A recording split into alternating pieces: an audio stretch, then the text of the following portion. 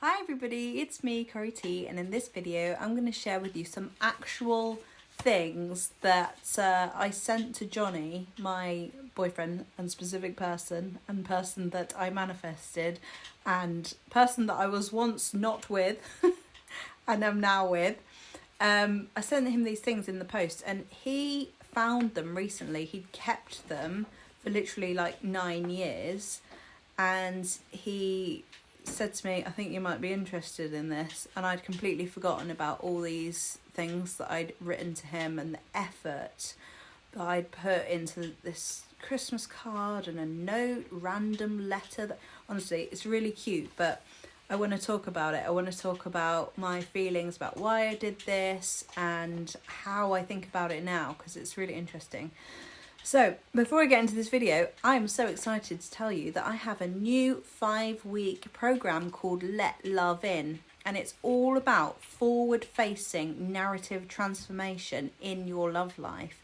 So we're going to be doing exercises, and I'm going to be helping you to actually change the narrative of your love life, because often we're looking at why we are the way we are, and we might do a bit of that, but what I'm more interested in is changing the story from now, regardless of what may have happened in the past, regardless of what's happened in your love life or in your childhood, or any reasons why it might be the way that it is now. So all those things being valid, of course, and I want to really give a lot of compassion to that, but I'm really interested in the power that we have over our story and our narrative. And so we're going to spend 5 weeks being really focused on that, and the group is going to help to keep you accountable. So if you would like to book a space on that, then it starts on the 2nd of March. I'm going to leave a link below so that you can find out all the information, and if you have any questions or you want to ask me anything about it, then just email me or send me a direct message and I will get back to you as soon as I can. Okay, so here is, first of all, I don't know if you can see that, but that's a very detailed envelope that I drew, which I was just like, when I was doing these things, it was like a creative project for me. It was literally like all of my love and all of my creativity got fueled and directed into these cards and letters and things. So just for context, these things that I'm going to show you were written back in between 2014 and 2015, just after we had met in 2014 in Brighton. And we had a very intense meeting. As soon as we met each other, it was like, oh my God, who are you? But he was with someone else at the time, and I tried to stay away and found that really difficult. I had to kind of just let the situation unfold, hoping that they would break up and hoping that he would come back to me. And by the way, at this time, I knew nothing about manifestation to the extent that I later did. And it was all just, I was very much in the chaos and in the drama of it. And I was very confused because I was thinking, we have an amazing connection. Why are you not with me? I know that you're not going to end up with her. And I know that we should be together. That's what it felt like. It was like I wanted to just shake him and be like, why are we not together? And anyway, I kind of felt like he felt the same.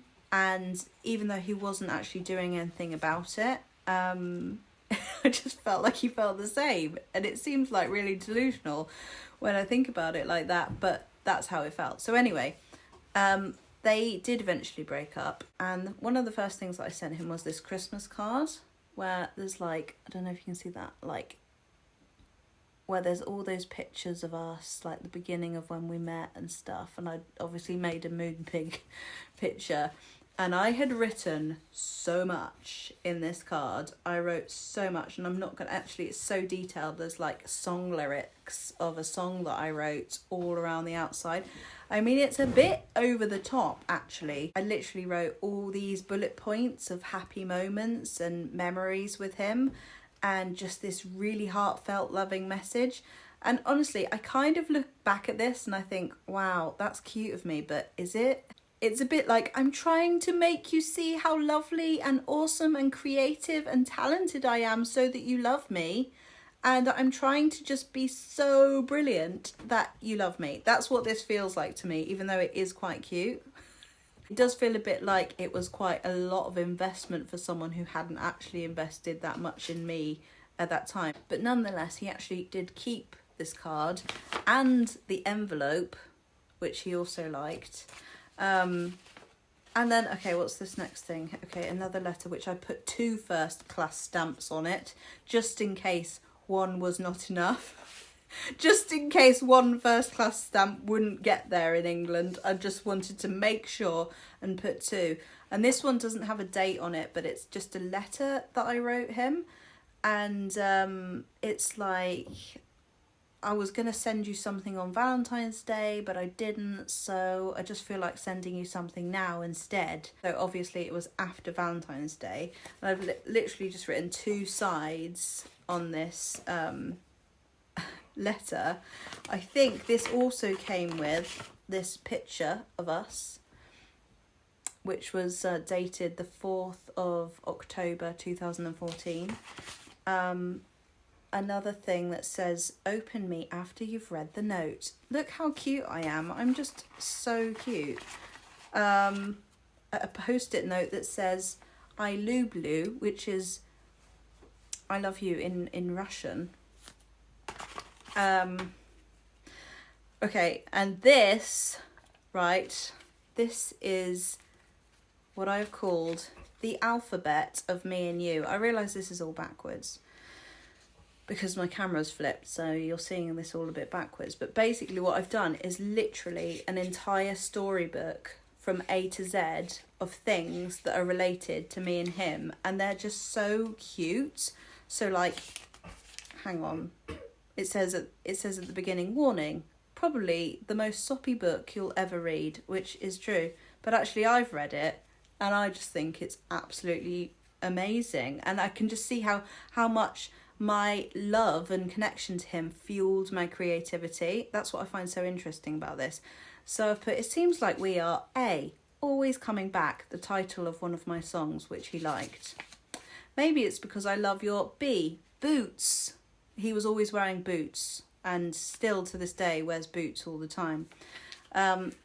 C is for crazy about you and Karina. And I use the word defo because defo was basically one of the first things that we connected over, that word defo, because I went into one of his classrooms and said to all of his students, you guys should defo come on this trip to Cambridge, and they were all language students. So he said, by the way, defo isn't a word to all of them in English. He was like, the word defo is a colloquial word which we don't actually really use in the English language. So it was like, okay, that was awkward. And basically it goes on and on and on. M is for missing you, and then there's like 2 people on the phone, and then U is for trust the universe, things always work out for the best. So obviously I knew that then. And then at the last page I've put, published on the 29th of the 1st 2015, only 1 copy in the world, not based on a fairy tale, based on reality. The other thing that I sent him in the post from Australia was a CD of songs that I had written with him in mind. And literally it took me a year to make this EP. It was an EP of 5 songs called Kairos, which you can find on my Spotify. I'll link it below. And I sent him this in the post, and there's another video on my channel where I talk about that. And I'll try and find it and then link it below, but if I can't find it, then maybe you can find it.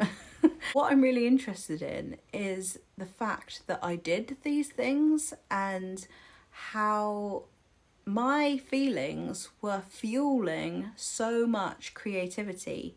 And I think I felt like I had like a purpose. And with these creative projects, whether that's writing a letter, sharing my feelings, writing songs, I was really fulfilled doing that. And I think that it may, to me now, seem really, really over the top that I had sent those things. And maybe at the time to him it did, but actually I know that he received those things really well and didn't think that I was crazy. He just thought they were really nice and like, wow, someone's written songs about me. But I look at it now and I kind of do think, like I said earlier, I think that I was basically trying to be validated. I think I was trying to get his validation, trying to get him to see me, trying so hard to be loved. And I was doing a great job of being really brilliant and creative. I was trying to like showcase myself, I suppose, as like this really great, cute, lovely, talented person, which is actually how I do see myself.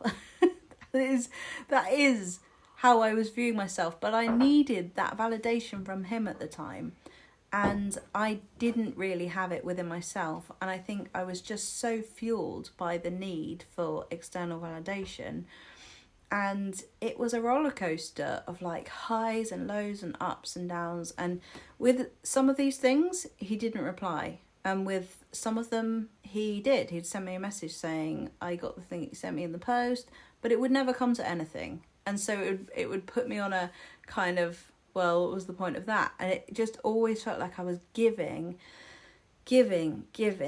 and not really getting anything back. So it's an interesting thing, because what actually it led to eventually was me going into a creative process when I became conscious of manifestation. And I think that when I became conscious of manifestation, that's where I started to be a little less happy, because I wasn't being as creative. I wasn't doing as many actual playful creative things, like writing songs, like drawing pictures, like writing poems and things like this. I was doing something purely with the intention of getting something, whereas before I hadn't really seen it like that, because I'd been enjoying the process. I'd been enjoying actually making these things. And I think I had planted the seed in my mind that we were going to be together, or something was going to happen in a much more playful, creative way back then, despite the fact that I think it was still a little bit unhealthy. There was something fun about it and harmless, because honestly, I was doing a lot of these things for me because I enjoyed them. And I just saw it as, it's not the right time. It's not the right time. If he replies now, great. If he doesn't, then oh well. You know, I'm still going to do this because it's still how I feel. I remember thinking and kind of getting through those times where he didn't really respond by thinking, oh well, at least I said what I wanted to say. But now I suppose I do look at this and I feel a bit sorry for my younger self, who felt that she had to do so much in order to be loved. And the truth is that maybe I was never going to be able to keep up that level of effort, that level of passion, that level of intensity, because I needed to put my purpose, my life's purpose, into something that was really just for me, not really trying to get anything back. And I do think that with these things there was like an undertone of me trying to get something back, you know, as much as I enjoyed it. So it's kind of, I have mixed feelings about it. On one hand, I feel like that was really a fun, creative time and I loved it, and I loved how my love for him fueled so many amazing creative things that I'm actually really proud of, like those songs. And that's really cool. And that helped me with my, you know, my own sense of self and purpose in my life. But on the other hand, there was something a little bit insecure about the whole thing. There was something a little bit I'm trying to get, you know, about the whole thing, which is what makes it seem a bit like, whoa, that's a bit over the top to do for someone who's not really doing anything back for you, because he wasn't really at all putting in the same investment for me. And so I think there was a point where, you know, I started going into like manifestation and conscious creation, and I was putting all of that energy into, I just want to be with him. And I started to heal myself a bit more. I started to think, oh my God, there's something going on here. I started to look at that wound a bit more. And that's where the process became a bit more painful, because I was looking at the problem under the thing that had been fueling that before. And I started to come back to myself and start to realize that I needed to receive. I needed to actually let love in. Hence the title of my new 5-week program. So So yeah, that's where things started to change for me, and it's been a really, really long journey. I mean, even in our relationship, especially at the beginning, I was really, really anxious, and I think my creativity just went right down because I was actually facing my fears, which took over then. So I've had to train myself to be more creative, because being creative helps me a lot, whether that's moving, writing songs, dancing, talking to people. That's something that helps me a lot. So yeah, that's it really. I just wanted to share those things with you. It's just quite an interesting story. Probably you've got some questions. If you want to ask me some questions, you can leave them in the comments below and I'll try and get to them. Let me know if you can resonate, or if you've ever sent your specific person things, or if you can see your motive or your intention through watching this video, or if you feel differently about it. I'll be really interested to know. So thanks for watching, and I'll see you in the next video. Bye.